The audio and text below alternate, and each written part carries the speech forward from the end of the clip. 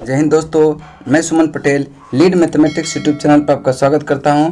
आज जो है अकबर से संबंधित जो भी प्रश्न छूटा था इस वीडियो में हम सारे प्रश्न को कंप्लीट कर देंगे।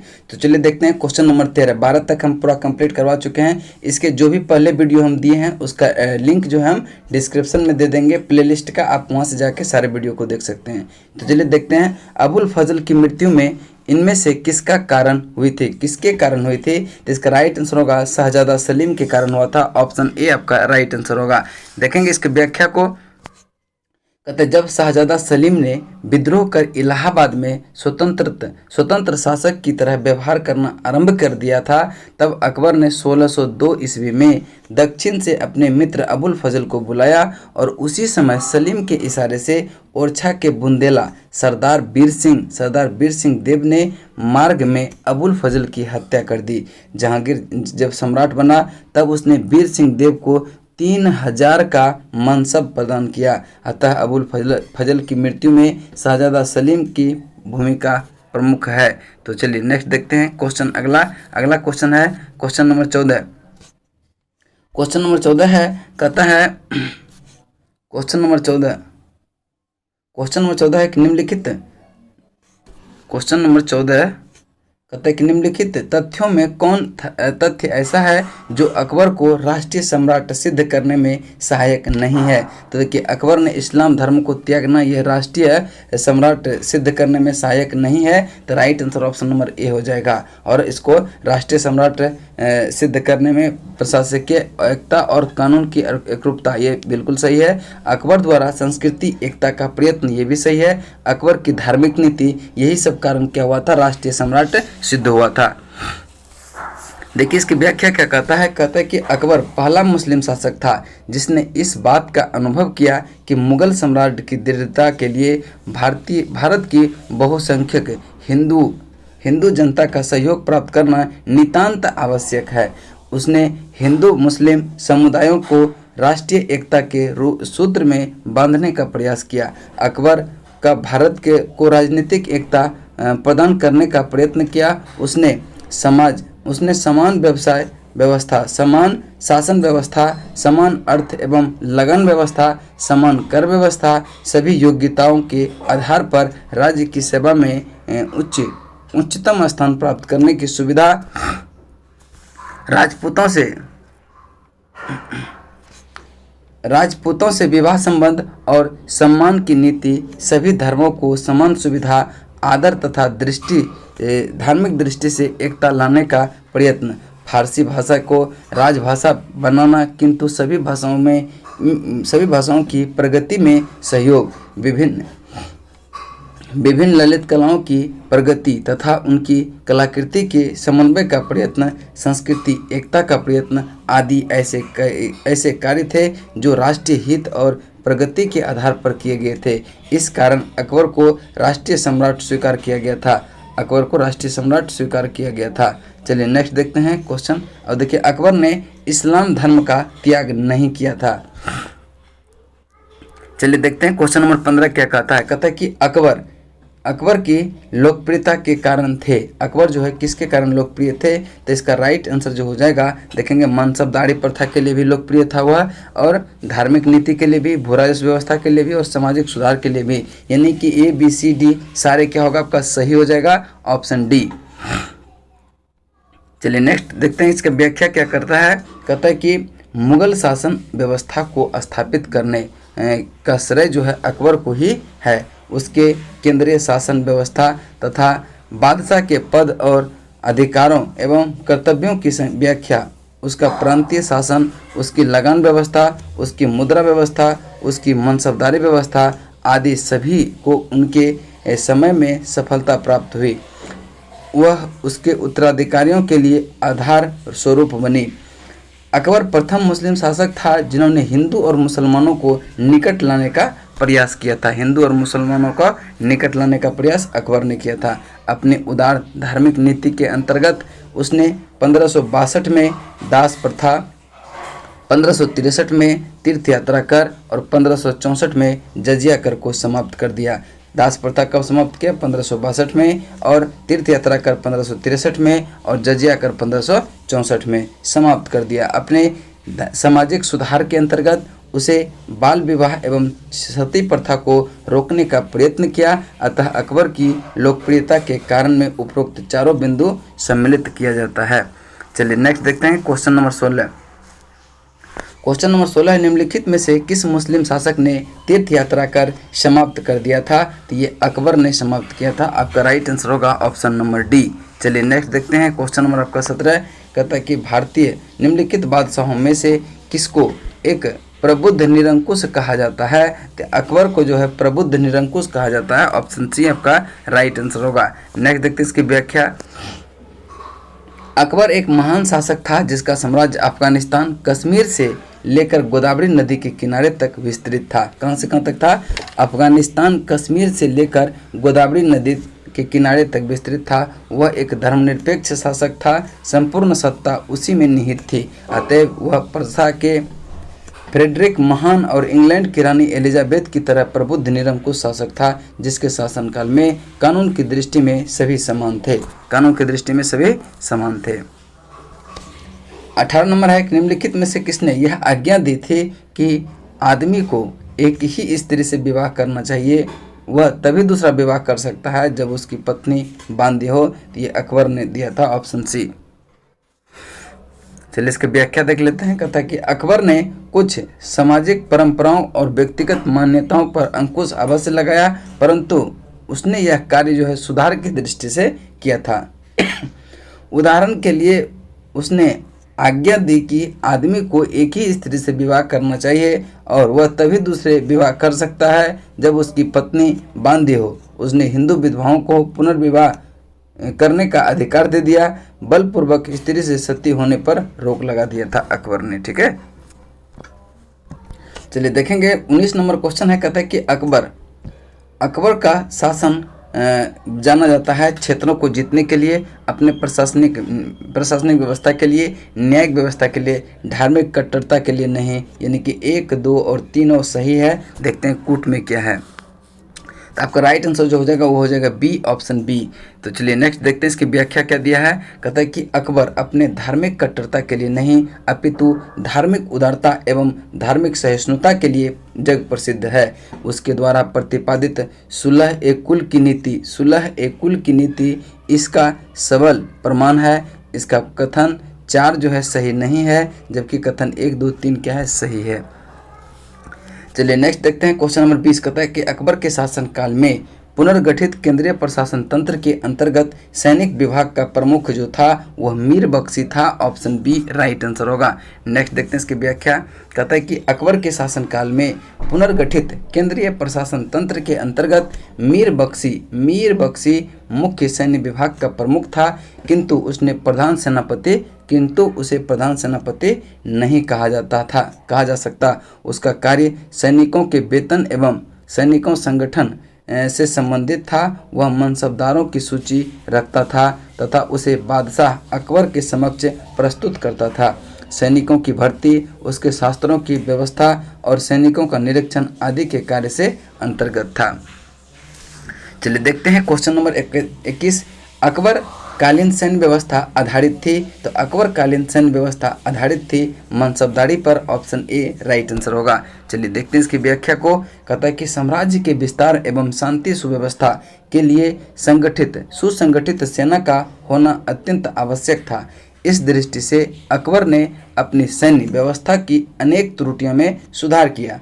उसने 1573 ईस्वी में घोड़ों को दागने की प्रथा पुनः प्रचलन किया। इसके पहले कौन किया था? अलाउद्दीन खिलजी ने, जिससे सेनापति अपने घोड़े न बदल सके अथवा एक घोड़े को 2 बार न प्रस्तुत किया जा सके। इसके पश्चात 1574-75 में अकबर ने मनसबदारी व्यवस्था के आधार पर अपने सैनिक संगठन संगठित किया। अब देखिए कि मनसबदारी का मतलब क्या होता है। देखिए आगे दिखाया गया है कि मनसब शब्द का अर्थ होता है श्रेणी या पद, तथा मनसबदार का अर्थ होता है उस अधिकारी से था जिसे शाही सेना में एक पद या श्रेणी प्राप्त थी। अकबर की मनसबदारी व्यवस्था दशमलव प्रणाली पर आधारित थी। चलिए नेक्स्ट देखते हैं क्वेश्चन। अगला क्वेश्चन है 22 नंबर। कहता है कि मध्यकालीन भारत में मनसबदारी व्यवस्था क्यों लागू की गई थी? तो इसका राइट आंसर होगा स्वच्छ प्रशासन सुनिश्चित करने के लिए, ऑप्शन डी। चलिए देख लेते हैं इसकी व्याख्या। कहता है कि दिए गए विकल्प में मनसबदारी प्रथा को लागू करने का उद्देश्य स्वच्छ प्रशासन सुनिश्चित करना था। चलिए देखते हैं आगे क्वेश्चन। कहता है कि अकबर द्वारा दीवान का पूर्ण रूपेण दर्जा दिए जाने वाले, अकबर द्वारा दीवान का पूर्ण रूपेण दर्जा दिए जाने वाले वह पहला व्यक्ति कौन था? ये था मुजफ्फर खां तुर्वती। मुजफ्फर खां तुर्वती आपका राइट आंसर होगा ऑप्शन नंबर सी। देखते हैं इसकी व्याख्या। कहते हैं कि दीवान शब्द फारसी भाषा का है और खलीफा उमर के काल में मुसलमानों ने इसे अपनाया था। वे इसका प्रयोग खजाना विभाग के लिए करते थे।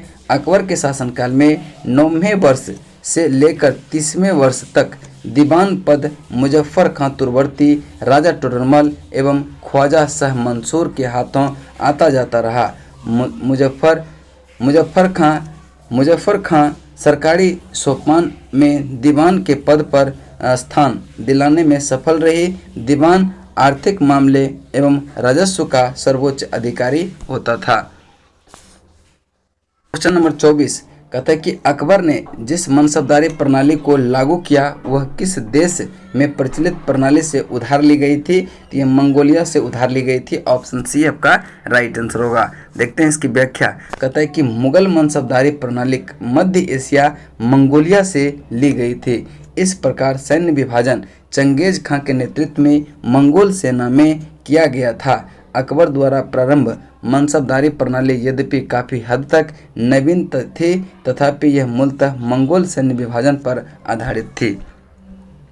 चलिए नेक्स्ट देखते हैं क्वेश्चन नंबर कितना है? क्वेश्चन नंबर आपका 25। कहता है कि अकबर के काल में हर 10 घोड़सवार सैनिक के लिए मनसबदारों के बीच 20 घोड़े का रख रखाव करना पड़ता था। बिल्कुल सही है। घोड़ों को यात्रा में आराम देने होता था और युद्ध के समय उसको बदलना आवश्यक होता था। ए आर दोनों सही है, इसीलिए से क्या करता था वह 20 घोड़ा रखता था। 10 सैनिक की जगह 10 घुड़सवार सैनिक के साथ कितना घोड़ा रखता था? 20 सैनिक, चूँकि उसको बीच में रेस्ट भी मिल सके। तो इसका राइट आंसर कौन सा हो जाएगा? ए, ऑप्शन ए। चलिए नेक्स्ट देखते हैं क्वेश्चन नंबर आपका। इसका व्याख्या देख लेते हैं। कहता है कि अकबर के काल में 10 घुड़सवार सैनिकों के लिए मनसबदारों को 20 घोड़े रखने होते थे। इसका मूल कारण यह था कि लंबी यात्रा के दौरान घोड़े को आराम देना आवश्यक था और युद्ध में उन्हें बदलने की आवश्यकता भी पड़ती थी। इस प्रकार कथन और कारण दोनों क्या है? सही है। कथन भी सही है और कारण भी सही है। देखिए नेक्स्ट क्वेश्चन है, जब्ती प्रणाली किसकी उपज थी? तो जब्ती प्रणाली अकबर की उपज थी, ऑप्शन डी आपका राइट आंसर होगा। नेक्स्ट क्वेश्चन देखते हैं इसके व्याख्या। कहता है कि अकबर के शासनकाल में भू राजस्व वसूली के लिए जब्ती प्रणाली का प्रचलन हुआ, जो भूमि सर्वेक्षण, भू राजस्व निर्धारण के लिए दस्तूर उल अमल, जब्ती खसरे की तैयारी पर आधारित थी। साम्राज्य के अधिकार भू भाग में यह प्रणाली प्रचलित थी। चलिए नेक्स्ट देखते हैं क्वेश्चन नंबर 27। क्वेश्चन नंबर 27 है, टोडरमल ने किस क्षेत्र में ख्याति अर्जित की थी? ये भू राजस्व में किया था, ऑप्शन बी आपका राइट आंसर होगा। देखते हैं इसकी व्याख्या। कहता है कि टोडरमल ने भू राजस्व के क्षेत्र में ख्याति अर्जित की थी। अकबर ने अपने शासनकाल के 24वें वर्ष यानी 1580 में आईने दहसाला को टोडरमल बंदोबस्त नामक नई प्रणाली को शुरू करके मुगल कालीन व्यवस्था को अस्थायी स्वरूप प्रदान किया। इस प्रणाली का वास्तविक प्रणेता टोडरमल था। कौन था? टोडरमल था। इस कारण इसे टोडरमल बंदोबस्त भी कहते हैं। किसको? आईने दहसाला को क्या कहते हैं? टोडर बंदोबस्त भी कहते हैं। उस समय टोडर वित्त मंत्री था और उसका मुख्य कारण ख्वाजा शाह मंसूर था। उस समय जो है टोडरमल कौन सा मंत्री था? वित्त मंत्री था, तथा उसका मुख्य सहायक जो था वो कौन था? ख्वाजा शाह मंसूर। इस प्रणाली के अंतर्गत अलग अलग फसलें के पीछे 10 वर्ष के उत्पादन और उसी समय के लिए प्रचलित मूल्य का औसत निकालकर उस औसत का 1/3 हिस्सा राजस्व के रूप में वसूल करता था। चलिए नेक्स्ट क्वेश्चन देखते हैं। क्वेश्चन नंबर 28 है, इनमें से किस कर व्यवस्था को बंदोबस्त व्यवस्था के नाम से भी जाना जाता है? तो दहसाला को जो है कर व्यवस्था, दहसाला कर व्यवस्था को बंदोबस्त व्यवस्था के नाम से भी जाना जाता है। व्याख्या देखेंगे, कहता है कि अकबरकालीन भू राजस्व व्यवस्था की दहसाला पद्धति को बंदोबस्त व्यवस्था के नाम से भी जाना जाता है। तो नेक्स्ट क्वेश्चन देखेंगे, क्वेश्चन नंबर आपका 29 नंबर क्वेश्चन है, टोडरमल संबंधित थे किससे? तो आपका राइट आंसर होगा मालगुजारी सुधारों से, ऑप्शन बी। नेक्स्ट देखते हैं इसकी व्याख्या क्या कहता है। अकबर द्वारा भू राजस्व व्यवस्था को पुनर्निर्धारित हेतु 1570-71 में मुजफ्फर खां तुर्बती और राजा टोडरमल को अर्थ मंत्री के पद पर नियुक्त किया गया। राजा टोडरमल ने अलग अलग फसलों पर नगद रूप में वसूली की जाने वाली लगान राशि जो है 1571 से 1580 ईस्वी के मध्य लगभग 10 वर्ष का औसत निकालकर उस औसत का कितना 1/3 राजस्व के रूप में निश्चित किया जाता था, जिसको क्या कहते थे? दहसाला मालगुजारी व्यवस्था कहा जाता था। आईने दहसाला व्यवस्था को टोडरमल बंदोबस्त भी कहा जाता है। नेक्स्ट क्वेश्चन है क्वेश्चन नंबर आपका 30, कहता है भू राजस्व प्रशासन के क्षेत्र में शेर शाह एवं अकबर के मध्य निम्नलिखित में से कौन सा निरंतर की कड़ी थी? तो आपका राइट आंसर होगा टोडरमल थे, ऑप्शन बी टोडरमल। देखते हैं इसकी व्याख्या, कहता है कि इतिहास के प्रसिद्ध टोडरमल भू राजस्व प्रशासन की दृष्टि से विशेष सम्मान प्राप्त है। अकबर के द्वारा आईने दहसाला जिसको टोडरमल बंदोबस्त की शुरुआत की थी, इस प्रणाली के प्रणेता टोडरमल ही थे। ख्वाजा शाह मंसूर ने से भी इसमें मदद मिली थी, अतएव इसे टोडरमल बंदोबस्त के नाम से भी जाना जाता है। नेक्स्ट क्वेश्चन चलते हैं, क्वेश्चन नंबर 31, कहता है कि अकबर के काल में भू राजस्व व्यवस्था की दृष्टि की प्रसिद्ध नीति आईने दहसाला पद्धति किसके द्वारा निर्मित की गई थी? तो यह टोडरमल के द्वारा निर्मित की गई थी, ऑप्शन सी आपका राइट आंसर होगा। नेक्स्ट देखते हैं क्वेश्चन नंबर आपका कौन सा है? 32, कहता है कि अकबर ने दीवान ए इलाही किस वर्ष प्रारंभ किया था? तो ये 1582 में किया था दीवान ए इलाही। देखिए इसका व्याख्या देखते हैं, कहता है कि अकबर ने 1582 में तौहीद ए इलाही या इसी को कहते हैं दीन ए इलाही की स्थापना की। इसके अंतर्गत अकबर ने सभी धर्मों को मूल सिद्धांत के रूप में सम्मिलित कर इसे जो है सर्वमान्य बनाने का प्रयास किया। दीन ए इलाही वास्तव में सूफी सर्वेश्वरवाद पर आधारित एक विचार पद्धति थी। इस नवीन संप्रदाय का प्रधान पुरोहित अबुल फजल था। कौन था? अबुल फजल था। हिंदुओं में केवल बीरबल ने इसे स्वीकार किया। राजा भगवान दास और राजा मानसिंह इसका सदस्य बनने के इनकार कर दिया था। इस दोनों को याद रखिएगा कि राजा भगवान दास और राजा मानसिंह ने इसके सदस्य बनने से क्या कर दिया था? इनकार कर दिया था। और बीरबल जो था पहला हिंदू था जो इसको स्वीकार किया था। नेक्स्ट है देखेंगे 33, कहता है कि दीन ए इलाही का प्रचार किस शासक ने किया था? तो राइट आंसर होगा ऑप्शन नंबर बी अकबर ने किया था। नेक्स्ट क्वेश्चन चलते हैं, क्वेश्चन नंबर आपका 34, कहता है कि किस इतिहासकार ने दीन ए इलाही को एक धर्म कहा? तो इसका राइट आंसर होगा इनमें से किसी ने नहीं कहा था, इनमें से किसी ने नहीं किया था। देखेंगे अकबर द्वारा प्रवर्तित दीन ए इलाही कोई धर्म नहीं था, अपितु वह सूफी मत था। कौन था? सूफी मत था। नियम सर्वधर्म समन्वय पर आधारित थे। जहांगीर के समकालीन मोहसिन फानी ने अपनी रचना दबिस्तान ए मजाहिब में पहली बार दीवान ए इलाही का एक स्वतंत्र धर्म के रूप में उल्लेख किया था। 35 नंबर है कि इबादत खाने का निर्माण किसने करवाया था? इबादत खाने का निर्माण अकबर ने करवाया था, ऑप्शन सी। देखेंगे इसकी व्याख्या, कहता है कि बादशाह अकबर के धार्मिक चर्चा पर विचार विमर्श के लिए 1575 में फतेहपुर सिकरी में एक इबादत खाने का निर्माण का आदेश दिया गया। इबादत खाना में बादशाह की अध्यक्षता में सैयद, शेख और उलेमा धार्मिक चर्चा किया करते थे। 1578 में अकबर ने सभी धर्मावलंबियों के लिए इबादत खाना खोल दिया था। अकबर ने समस्त धार्मिक मामलों को अपने हाथ में लेने के लिए 1579 ईस्वी में मजहरनामा जारी करवाया, जिसने उसे धर्म के मामले में सर्वोच्च बना दिया। इस पर 5 उलेमाओं या इस्लामी धर्मविदों के हस्ताक्षर थे। मजहर को स्मिथ और वुल्जले हेग ने अचूक आज्ञापत्र कहा।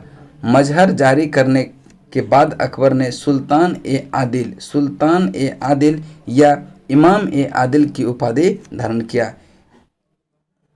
स्मिथ महोदय ने कहा कि दीन ए इलाही अकबर की मूर्खता का स्मारक है, उसकी बुद्धिमानता का नहीं। नेक्स्ट क्वेश्चन है 36 नंबर का था कि फतेहपुर सिकरी का इबादत खाना क्या था। फतेहपुर सिकरी का जो इबादत खाने था वह क्या था, तो वह भगवान, जिसमें विभिन्न धर्मों के विद्वान के साथ अकबर चर्चा किया करता था। ऑप्शन सी आपका राइट आंसर होगा।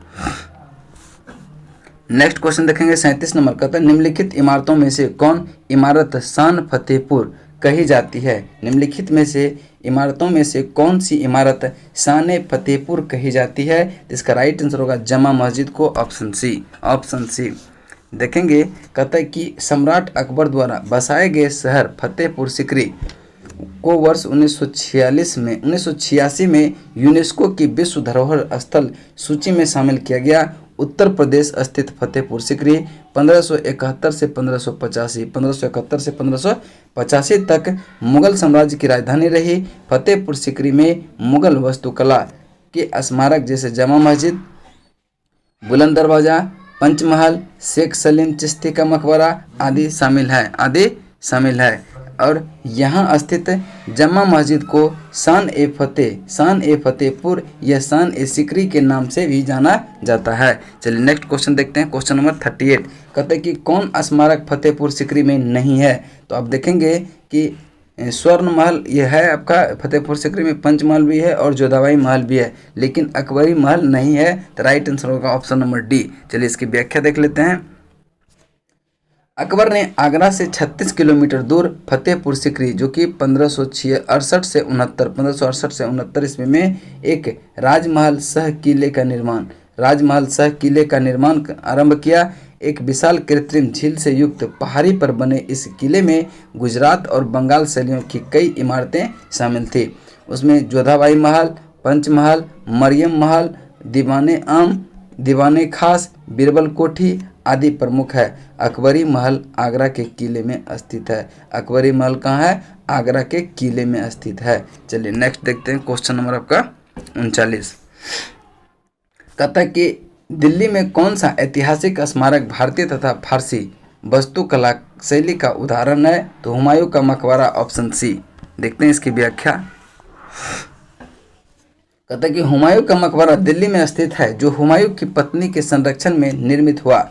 मीर मिर्जा गियास के द्वारा इसका डिजाइन तैयार किया गया था। डिजाइन किसके द्वारा तैयार किया गया? मीर मिर्जा गियास के द्वारा। यह मकबरा भारतीय फारसी वास्तुकला शैली का उदाहरण है। फारसी या ईरानी वास्तुकला शैली की एक विशेषता दोहरा गुंबज क्या है? देहरा गुंबज, जो सिकंदर लोदी के मकबरे में भी प्रयोग किया गया था।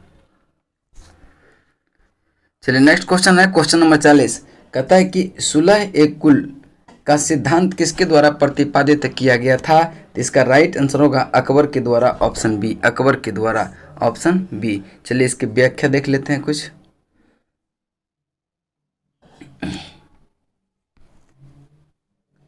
इसकी व्याख्या को देख लेते हैं। कहता है कि अकबर की धार्मिक नीति का मूल उद्देश्य सार्वभौमिक सहिष्णुता, इसे सुलह ए कुल की नीति अर्थात सभी के साथ शांतिपूर्ण व्यवहार का सिद्धांत भी कहा जाता है।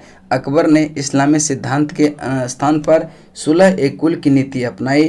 1582 ईस्वी में इसने सभी धर्मों में सामंजस्य स्थापित करने के लिए तौहीद ए इलाही, जिसको दीन ए इलाही के नाम से भी जाना जाता है, नामक एक नया पंथ परिवर्तित किया। अकबर की सुलह ए कुल की नीति राजनीतिक उदारता एवं धार्मिक सहिष्णुता सहनशीलता के साथ उसके उदारवादी संस्कृति के दृष्टिकोण को प्रदर्शित करती है। चलिए नेक्स्ट क्वेश्चन देखते हैं। क्वेश्चन नंबर आपका है कितना? 41 नंबर क्वेश्चन को ध्यान से पढ़ेंगे। कहता है कि अकबर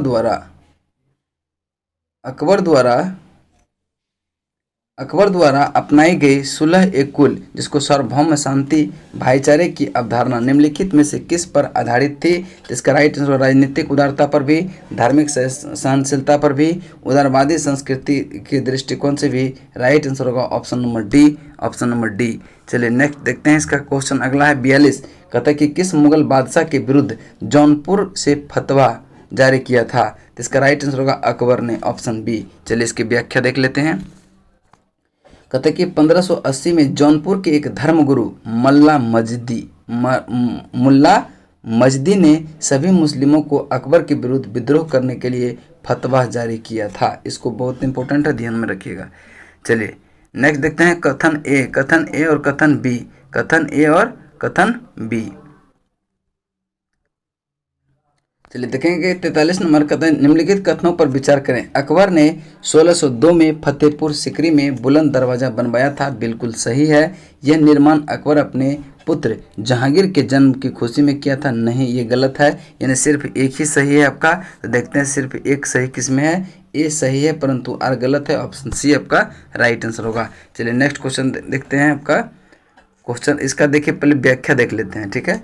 अकबर ने सिकरी का निर्माण 1568-69 में आरंभ करवाया तथा बाद में गुजरात विजय यानी कि 1572-73 के पश्चात इस नगरी को फतेहपुर सिकरी कहा जाने लगा।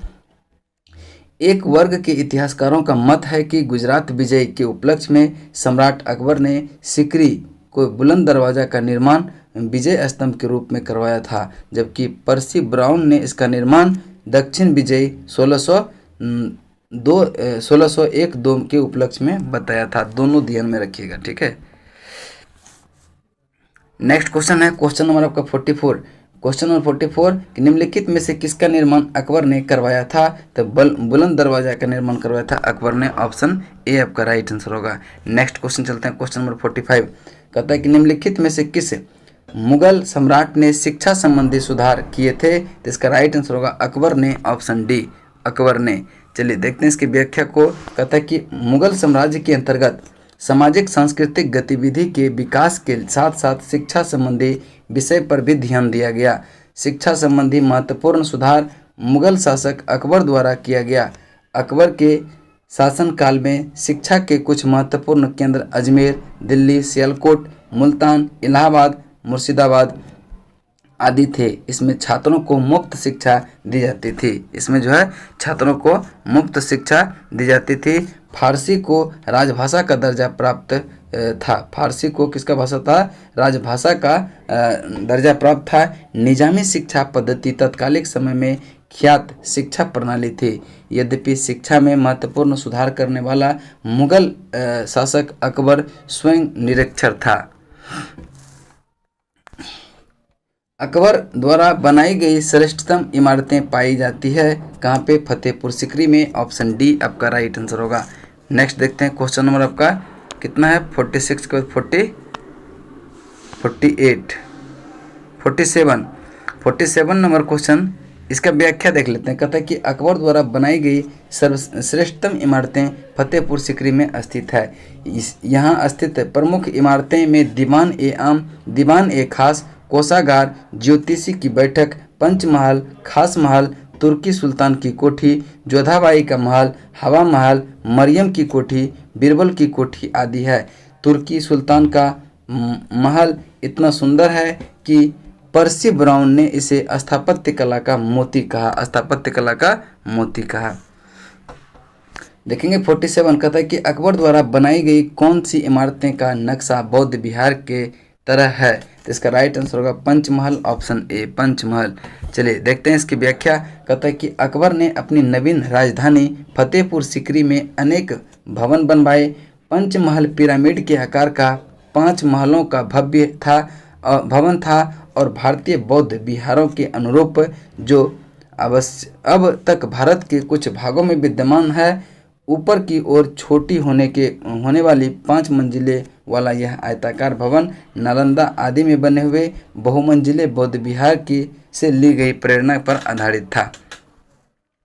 चलिए देखते हैं क्वेश्चन नंबर 48 कहता है फतेहपुर सीकरी में बादशाह अकबर ने निर्मित कराया था, तो पंचमहल निर्मित करवाया था। ऑप्शन बी आपका राइट आंसर होगा, ऑप्शन बी। नेक्स्ट क्वेश्चन है कि जहांगीर महल स्थित है कहाँ? जहांगीर महल स्थित है आगरा में, ऑप्शन सी।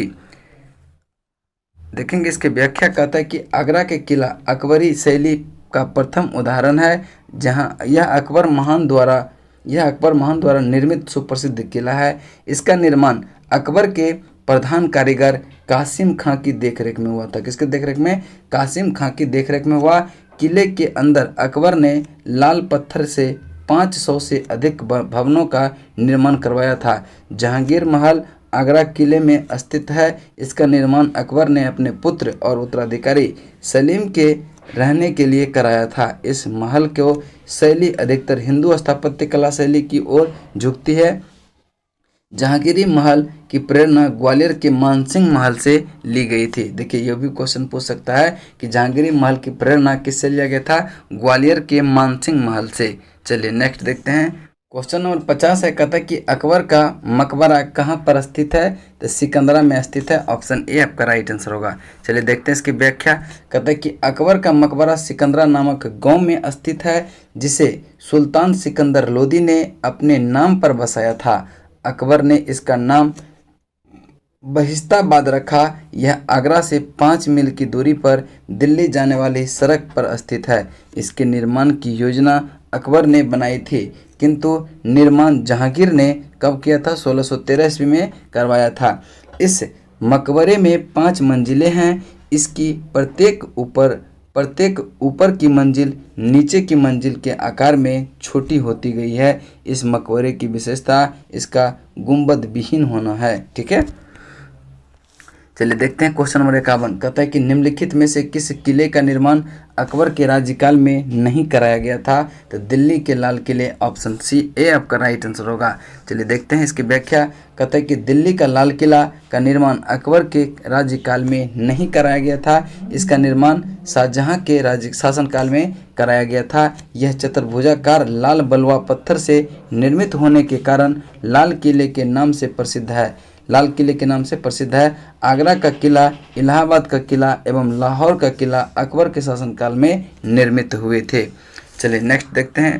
कहता है सूची 1 को सूची 2 से मिलान करें। सूची 1 को सूची 2 से कहता है सूची 1 को सूची 2 से मिलान करें। तो कहता है एक साइड सम्राट दिया है, दूसरा साइड मकबरा। तो देखेंगे कि अकबर का मकबरा कहाँ है? तो अकबर का मकबरा ये काबुल में पड़ता है, ऑप्शन इसका ये हो जाएगा 3।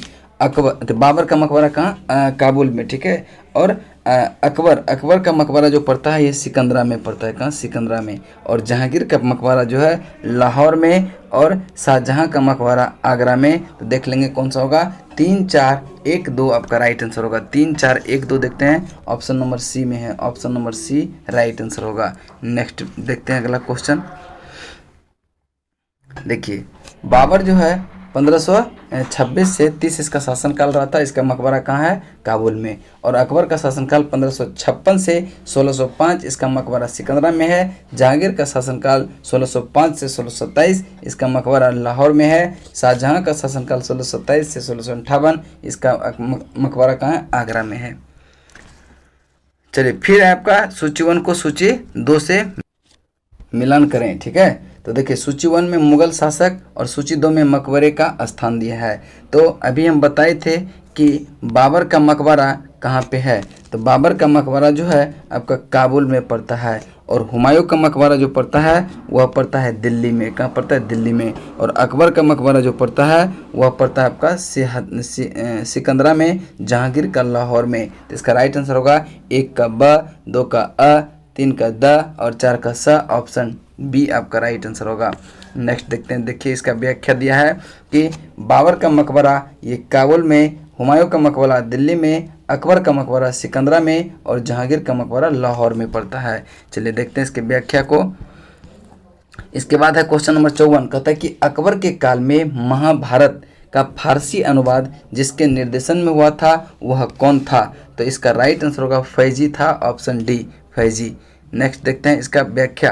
कहता है कि अकबर ने अपने राजकवि फैजी की अध्यक्षता में एक अनुवाद विभाग की स्थापना किया था और अकबर के आदेश से महाभारत के विभिन्न भागों का रज़्मनामा नाम से फारसी में अनुवाद फैजी के ही निर्देशन में नकीब खां बदायूनी तथा फैजी के अधिक आदि विभिन्न विद्वानों के सम्मिलित प्रयासों से किया गया था।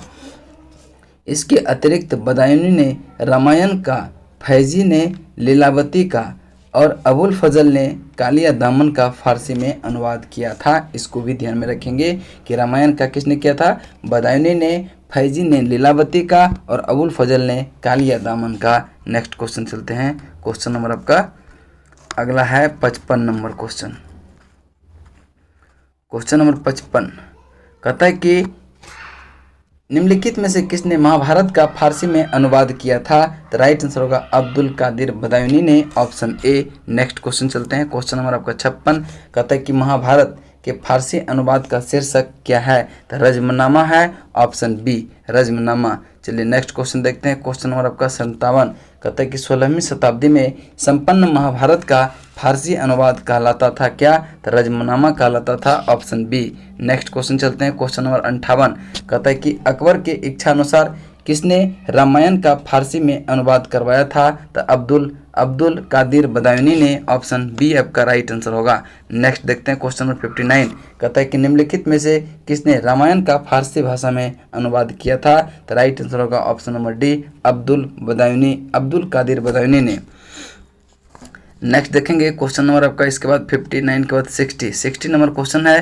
कहता है कि सम्राट अकबर द्वारा निम्नलिखित में से किसको जरी कलम की उपाधि प्रदान की गई थी?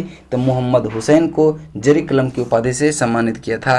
तो चलिए देखते हैं इसकी व्याख्या। कहता है कि अकबर के दरबार से प्रसिद्ध ग्रंथ कथाओं जिसकी एक सूची आईने अकबरी में मिलती है और सबसे प्रमुख कश्मीर का मोहम्मद हुसैन था जिसे अकबर ने जरी कलम की उपाधि प्रदान किया था। चलिए नेक्स्ट क्वेश्चन है। क्वेश्चन नंबर आपका 61 कहता है कि जैन साधु जो अकबर के दरबार में कुछ वर्षों तक रहा और जिसे जगत गुरु की उपाधि से सम्मानित किया था वह हरि विजय सूरी था, ऑप्शन सी बी आपका राइट आंसर हो जाएगा। देखिए इसका देखेंगे कि हरि विजय सूरी वह जैन साधु था जो अकबर के दरबार में कुछ वर्ष तक रहा जिसे जगत गुरु की उपाधि से सम्मानित किया गया था। 1582 में अकबर ने उक्त जैनाचार्य को जैन सिद्धांत को समझने की इच्छा से आहूत किया गया। इसकी विद्वता एवं चिंतन तथा विनम्रता से प्रभावित होकर अकबर ने कुछ दिनों के लिए मांस भक्षण बंद कर दिया एवं पशु पक्षियों के वध पर भी रोक लगा दिया। मुगल दरबार में एक अन्य विद्वान जिन चंद्र सूरी भी रहते थे जिसे युग प्रधान की उपाधि प्रदान किया गया था। चलिए नेक्स्ट देखेंगे। क्वेश्चन नंबर 62 कहता है कि वह प्रसिद्ध जैन आचार्य कौन था जिसको अकबर ने बहुत सम्मानित किया था? तो ये था हरि विजय सूरी को, ऑप्शन बी हरि विजय सूरी को। चलिए नेक्स्ट देखेंगे 63 कहता है कि मुगल सम्राट अकबर के समय का प्रसिद्ध चित्रकार कौन था? तो ये दसवंत था। कौन था? दसवंत था। देखेंगे कि अकबर कालीन चित्रकारों के नाम अबुल फजल ने अपनी आईने अकबरी में गिनाए। दसवंत, वसावन, केशव लाल, मुकुंद, मिस्किन, जगन, महेश, खेमकरण और तारा संबल, हरिवंश। दशावंत जो एक कहार का बेटा था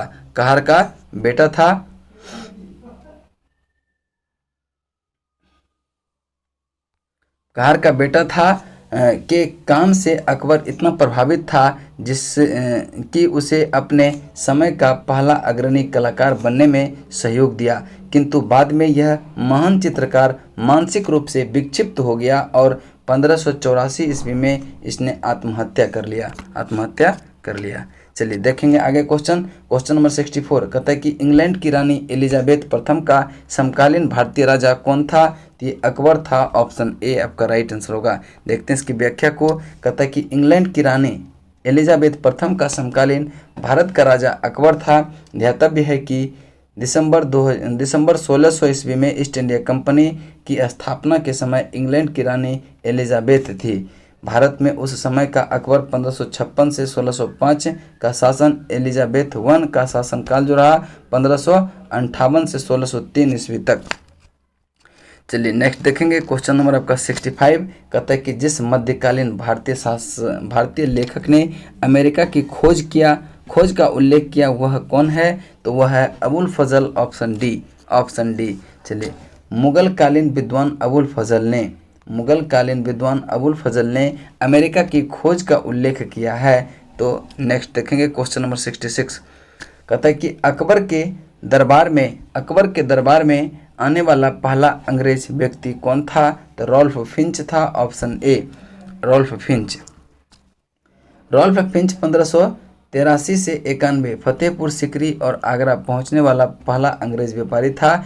इसने भारत के विभिन्न भागों में भ्रमण करते हुए अनेक स्थानों का अवलोकन किया था। 16वीं शताब्दी के भारतीय व्यापारियों तक नगर केंद्र के बारे में मूल्यवान विवरण प्रस्तुत किया गया।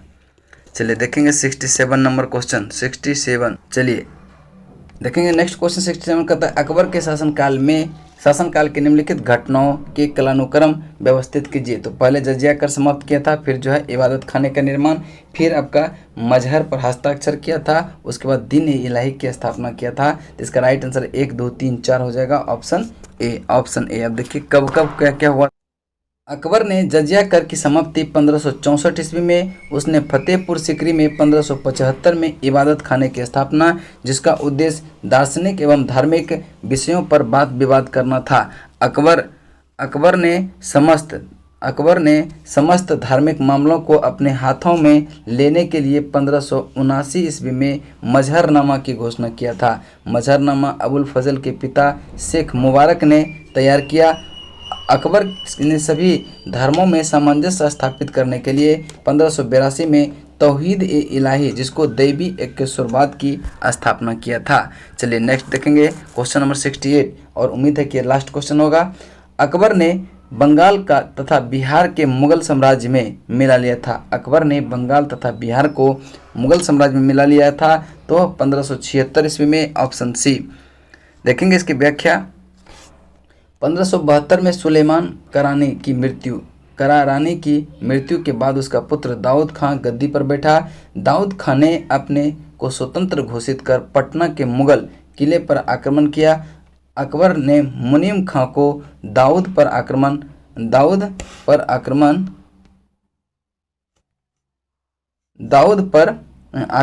करने पर तथा बिहार को जीतने का आदेश दिया। मुनीम खां ने दाऊद को एक युद्ध में पराजित किया तथा 1574 में बिहार पर मुगलों का आधिपत्य हो गया। उसके बाद पराजित होने के बाद दाऊद बंगाल भाग गया, किंतु 12 मार्च 1576 को टोडरमल, मुजफ्फर खां एवं हुसैन कुली खां ने मिलकर दाऊद को पूर्णतः पराजित किया। इस प्रकार 1576 ईस्वी में बंगाल तथा बिहार को पूर्ण रूप से मुगल साम्राज्य में मिला लिया गया। तो आज जो आपका यहाँ से अकबर समाप्त होता है, फिर नेक्स्ट वीडियो के साथ मिलेंगे। चलिए तब तक के लिए जय हिंद, जय भारत।